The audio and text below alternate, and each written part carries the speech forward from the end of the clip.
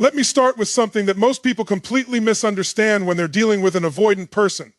The harder you try to make them commit, the more you can accidentally create the very distance you're desperate to eliminate. And this is where you have to stop thinking about commitment as something you extract from another person. Commitment is not a confession you force out of someone. It is not a promise you negotiate until they finally surrender. Real commitment is a decision that becomes sustainable when two people feel that they can remain connected without losing themselves. So if you want an avoidant to move closer, your first responsibility is not to chase them into closeness. Your first responsibility is to become emotionally grounded within yourself. Think about what happens when you constantly need another person to reassure you. They pull away slightly, and immediately your mind starts searching for answers. What happened? Did I do something wrong? Are they losing interest? Should I text them? Should I explain myself? Should I ask where this relationship is going? Suddenly, their distance becomes the center of your emotional universe. And the moment another person becomes responsible for regulating your sense of worth, you give away your power. That doesn't create intimacy. It creates pressure. You have to understand the psychology here. People generally move toward relationships where they experience freedom, authenticity, and emotional safety.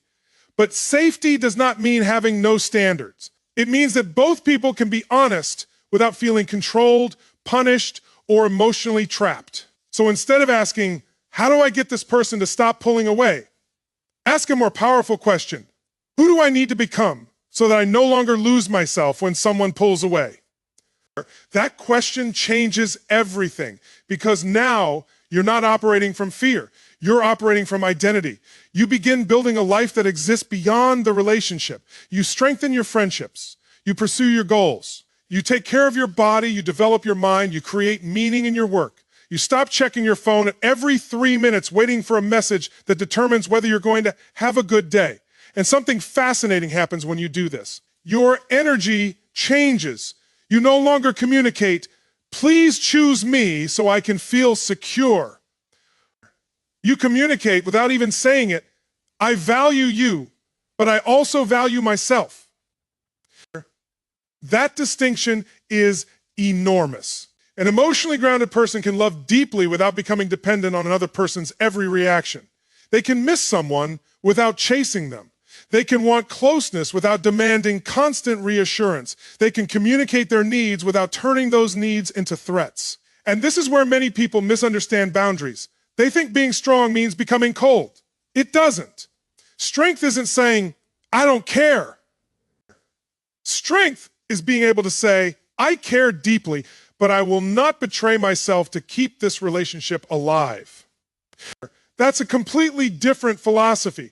You don't need to become emotionally unavailable to attract someone who is emotionally avoidant. In fact, becoming another avoidant is not the answer. The goal is secure behavior. You remain warm, but you don't chase. You remain open, but you don't overexpose yourself to inconsistency. You communicate, but you don't beg to be understood. You love, but you don't abandon your identity. And here's the paradox.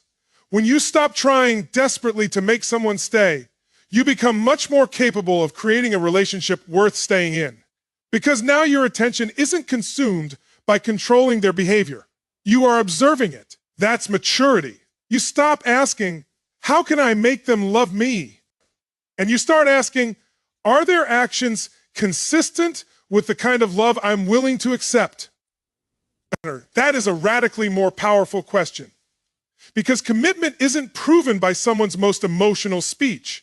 It's proven through repeated behavior. It's shown when they communicate, when they follow through, when they make room for you, when they can tolerate intimacy without constantly escaping from it, when they recognize that relationships require two people to participate.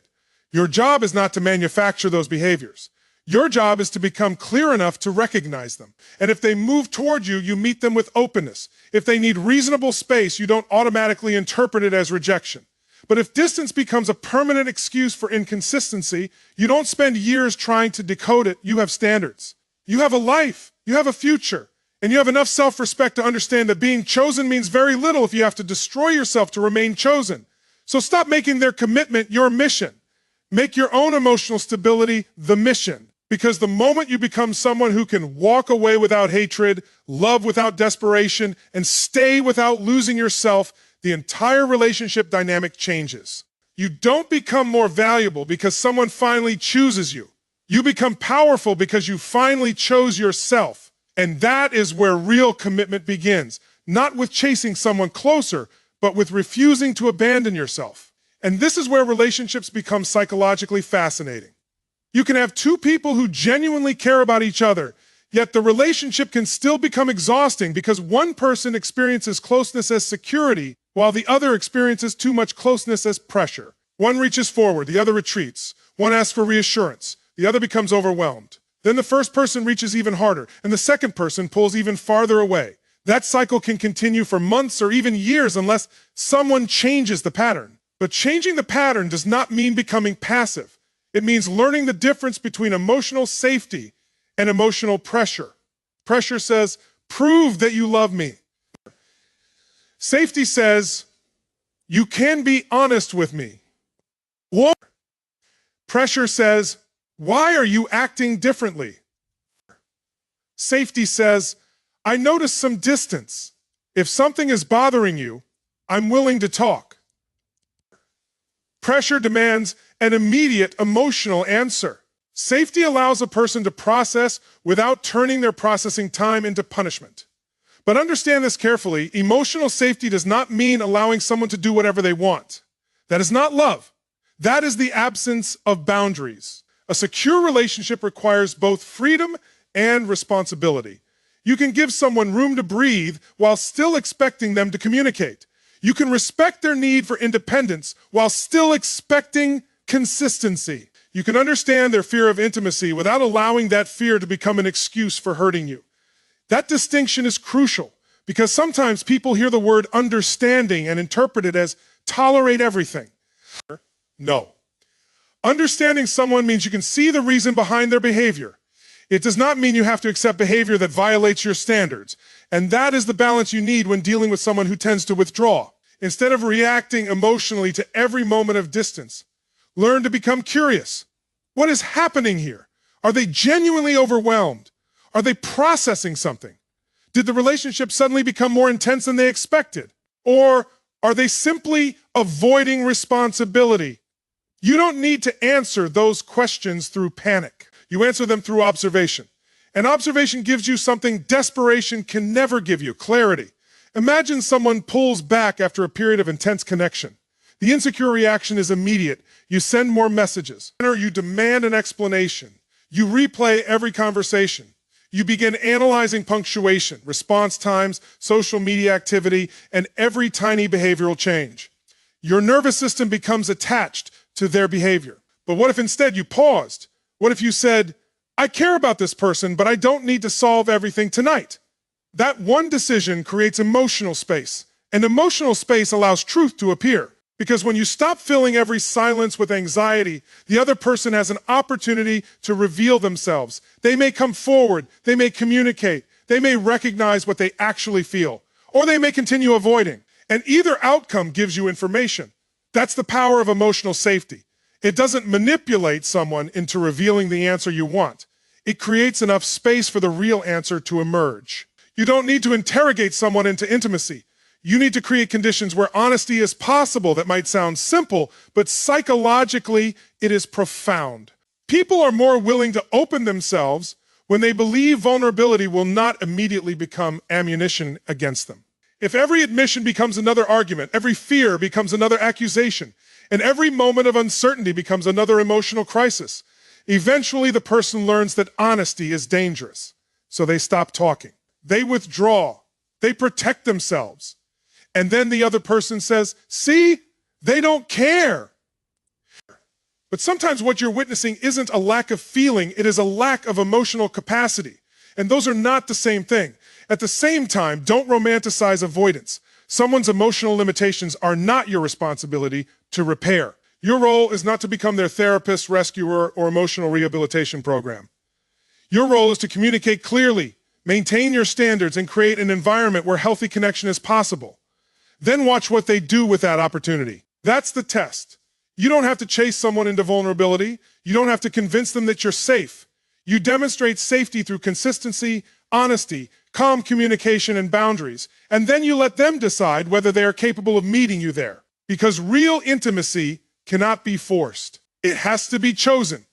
And if you remember only one thing from this principle, remember this. Don't create pressure to obtain closeness. Create safety, maintain your standards, and let their actions reveal whether they're ready for it. And once you understand the power of emotional safety, you have to confront another truth that most people discover far too late. Giving someone space does not mean giving them permission to treat you however they want. Those two things are completely different. And if you confuse them, you can spend years calling your self-abandonment patience. So, think about what happens when an avoidant person pulls away. The instinctive reaction is often to chase them, demand answers, or desperately try to restore the closeness that existed before. But when you understand what we've been discussing, you realize that sometimes the healthiest response is to step back, not to punish them, not to manipulate them, not to make them jealous, simply to stop forcing what cannot be forced. You allow them to have their space. But here's where your strength has to appear. While they are having their space, you do not put your life on pause. You don't sit beside your phone, waiting for a message. You don't spend the entire day analyzing whether they watched your story. You don't create imaginary conversations in your head. You don't abandon your responsibilities because someone temporarily became distant. You continue living. And that is a psychologically powerful position because you are communicating something without saying a word. I respect your freedom, and I also respect mine. That is what healthy space looks like. But there is another side to this. Suppose someone repeatedly disappears whenever emotional intimacy increases. Then they return when they feel lonely. They become affectionate again. You feel relieved. You give them complete access to you. Then, once the relationship becomes emotionally serious, they disappear again. Now you have a pattern. And patterns matter more than isolated moments. One difficult week doesn't necessarily tell you who someone is. One period of withdrawal doesn't automatically mean the relationship is doomed. But repeated behavior tells a story. This is where you have to stop judging the relationship based on potential and start judging it based on patterns. Because potential is seductive. Potential allows you to say, they could be amazing if they would just heal. Potential allows you to overlook inconsistency because you remember the beautiful moments. Potential keeps people emotionally invested in relationships that exist more in imagination than in reality. You have to ask a harder question. What are they consistently demonstrating? Not what did they promise, not what did they say during the most emotional conversation, not who were they for 3 wonderful days. What do they consistently demonstrate? Because commitment is behavioral. Love can exist in someone's mind, but a relationship exists through actions. And this is why giving space becomes powerful when it is combined with boundaries. A boundary is not a threat. A boundary is not, if you don't text me tonight, I'm leaving. A boundary is a decision about what you will and will not participate in. You might say, I understand that you need time alone. I'm not going to chase you, but I also need consistent communication in a relationship. And if that cannot happen, I will have to reconsider whether this relationship works for me. Notice the difference. You're not controlling them. You're not demanding that they change instantly. You're simply telling the truth about what you require. And that is emotional maturity. You cannot control whether someone becomes available. You can control whether you remain available for inconsistency. That's the line. And when you understand that line, you stop trying to win the psychological battle. You stop thinking, how can I make them afraid of losing me? You stop trying to manufacture jealousy. You stop using silence as a weapon because your silence is no longer a strategy. It becomes a consequence of your self-respect. That's a completely different energy. You're not disappearing so they panic. You're stepping back because chasing someone who is moving away contradicts the person you are becoming. And here's the paradox. Sometimes the healthiest thing you can do for an avoidant person is to stop rescuing them from the consequences of their own withdrawal.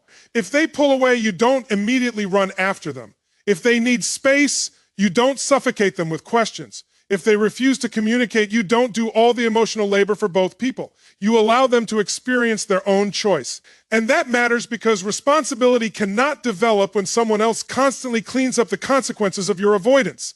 But you also have to be careful not to turn this philosophy into emotional punishment. The goal is not to make them suffer. The goal is clarity. If they come back with genuine communication, consistency, and effort, you can meet that effort. If they return only because they miss the attention, you observe that too. If they say they want commitment, but continue behaving as though commitment is an inconvenience, you believe the behavior. This is how you protect your peace without becoming cold. You remain compassionate without becoming naive. You remain understanding without becoming endlessly available. And you remain loving without becoming responsible for another person's emotional development. That's real strength. Because the strongest person in a relationship isn't the one who can make the other person stay. It's the one who can remain grounded whether the other person stays or goes. So give them space if they need it, but never give away your standards just to keep the connection alive. Give people room to choose you, but never abandon yourself, waiting for them to decide. The next shift is crucial, because once you understand how to give space without abandoning your standards, you have to examine what happens when the same push and pull pattern keeps repeating. This is where many people unknowingly train a relationship to become unstable. They reward inconsistency, not intentionally.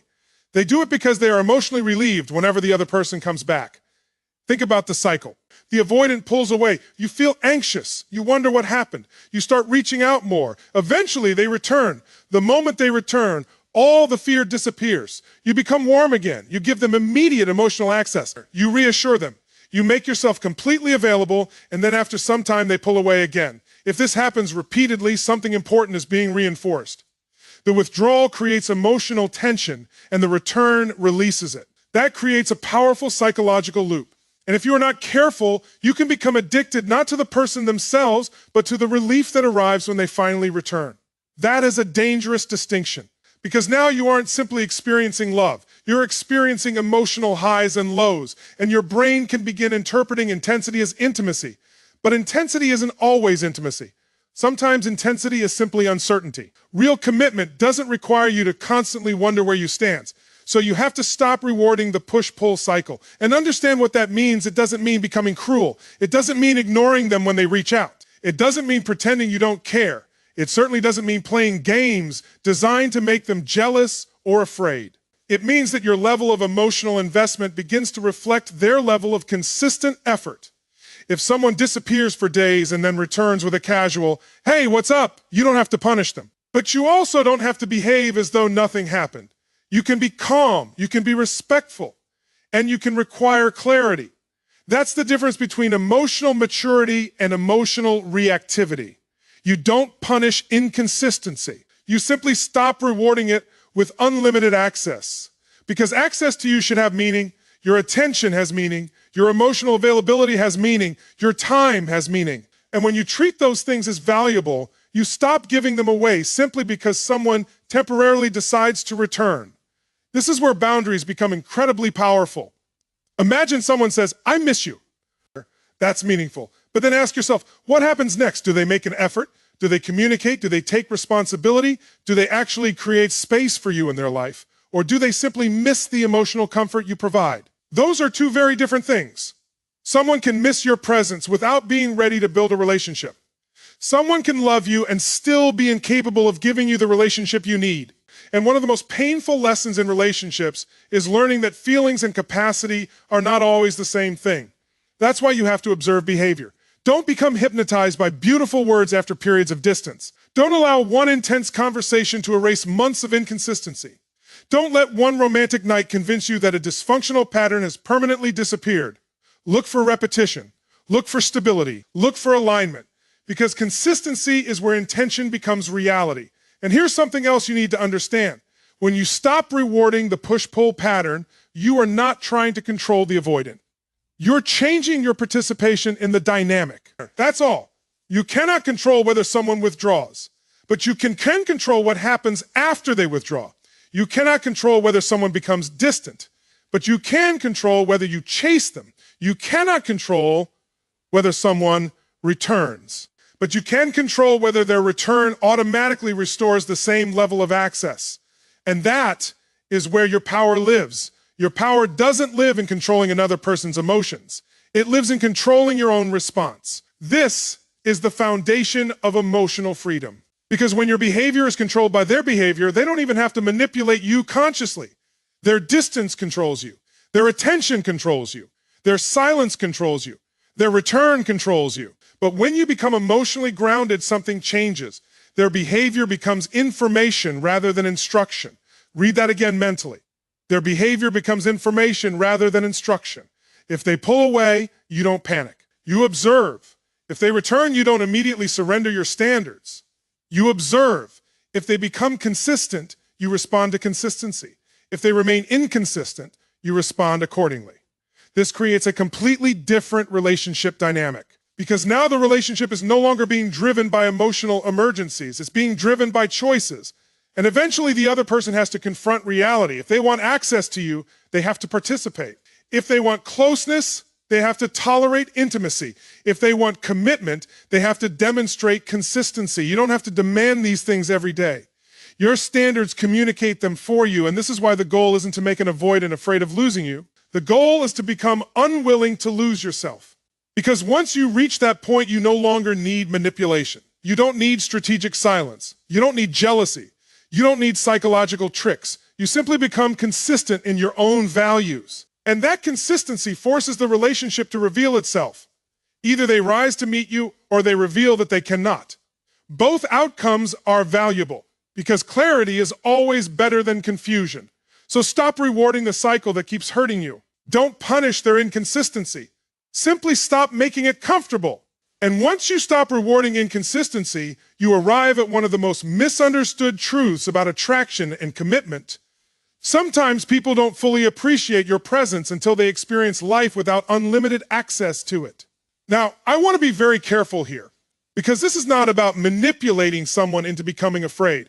It is not about disappearing for 3 days so they panic. It is not about posting pictures designed to make them jealous. And it is certainly not about pretending you don't care when you actually do. That is manipulation disguised as confidence. What I'm talking about is something much deeper, allowing another person to experience the natural consequences of your absence while you continue building your own life. There's a profound psychological difference between withdrawing to get a reaction and stepping back because you have stopped abandoning yourself. When you withdraw for a reaction, you're still emotionally dependent on them. You're thinking, I hope they notice. I hope they miss me. I hope they text. I hope they finally realize what they've lost. You're physically distant, but psychologically you're still chasing. Real detachment is different. Real detachment says, I care about you, but I'm not going to organize my entire existence around whether you choose to participate. That is freedom. And freedom changes the quality of every relationship you enter. Think about what happens when someone has unlimited access to your attention. Every time they disappear, you reach out. Every time they return, you're immediately available. Every time they feel uncertain, you reassure them. Every time they pull away, you chase them back. Eventually, your presence can become something they assume rather than something they consciously appreciate. Not necessarily because they're cruel. Sometimes human beings simply adapt to what is consistently available. We become accustomed to the things that never seem to disappear.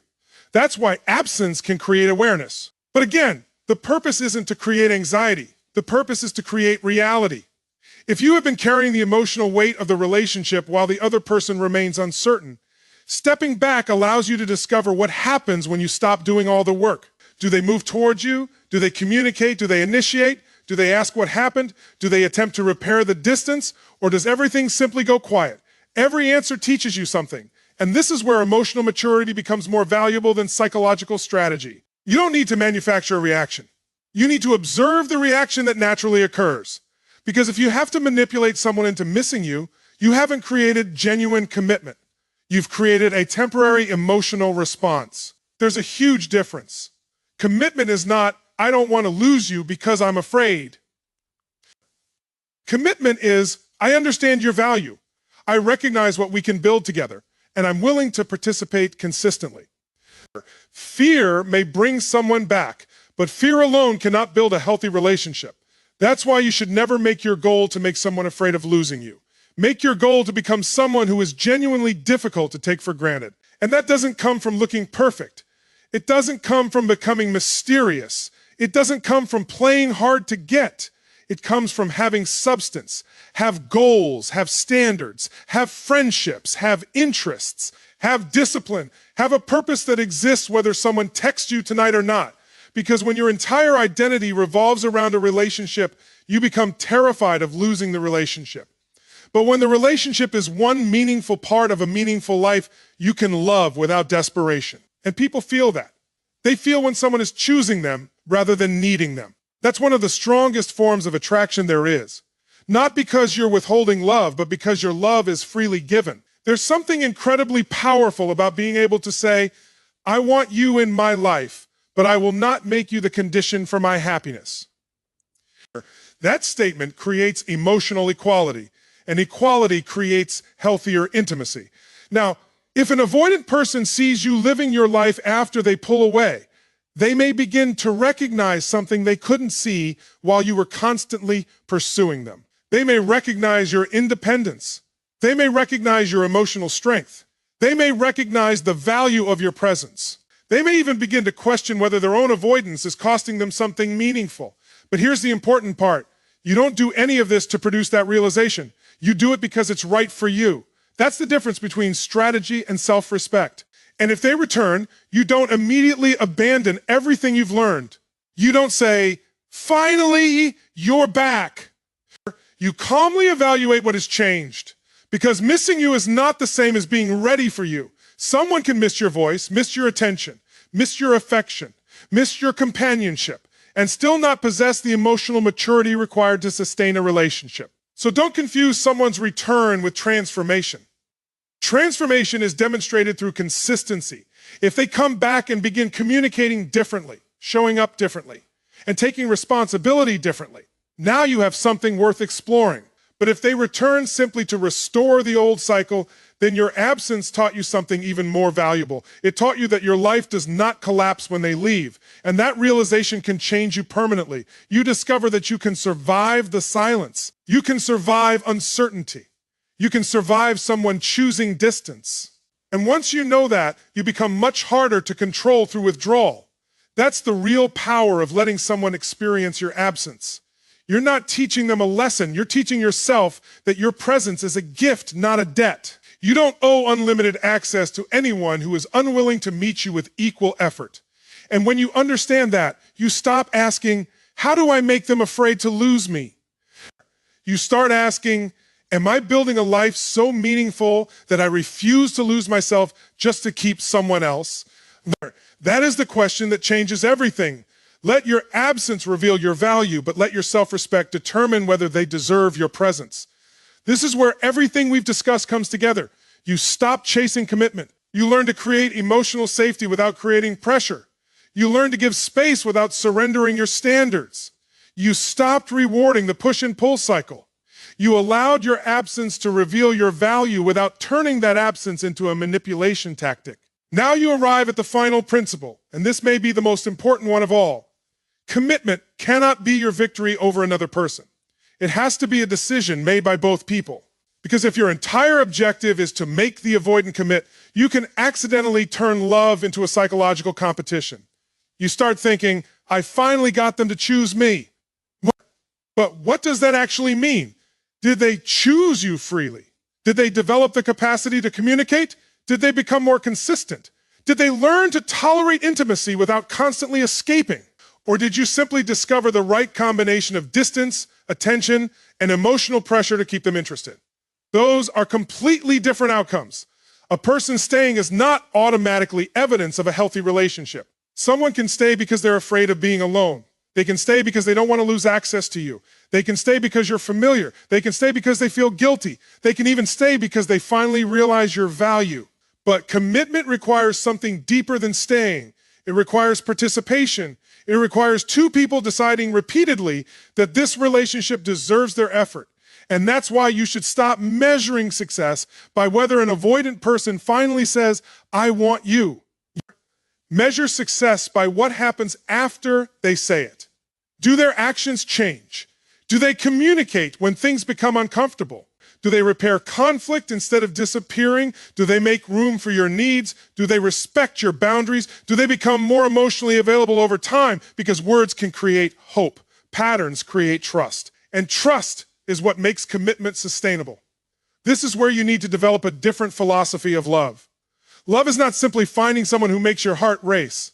Love is finding someone with whom reality can be built. You need attraction, yes. You need chemistry. You need emotional connection. But you also need reliability. You need mutual respect. You need the ability to have difficult conversations without destroying the relationship. You need two people who can say, this is uncomfortable, but we're going to work through it. That's maturity. And if you're dealing with someone who has avoidant tendencies, you may have to accept something difficult. You cannot heal another person through the quality of your love. You can create safety. You can communicate clearly. You can model emotional stability. You can demonstrate healthy boundaries. But you cannot do their internal work for them. They have to choose growth. They have to choose vulnerability. They have to choose accountability. And that's why your role is not to become the perfect person who finally unlocks them. Your role is to become the clearest version of yourself. Clear about what you want. Clear about what you will accept. Clear about what you won't accept. Clear about what healthy commitment looks like. And then you watch. You don't force. You don't chase. You don't manipulate. You don't spend years interpreting mixed signals. You observe whether reality matches the promise. Because the most dangerous relationship isn't always the one where someone doesn't love you. Sometimes it's the one where someone loves you just enough to keep you hoping, but not enough or not enough capacity to build something stable. And hope can keep you trapped for a very long time. That's why standards matter. A standard says, I don't need perfection, but I do need consistency. A standard says, I understand that you may need space, but I also need communication. A standard says, I can be patient with your growth, but I will not sacrifice my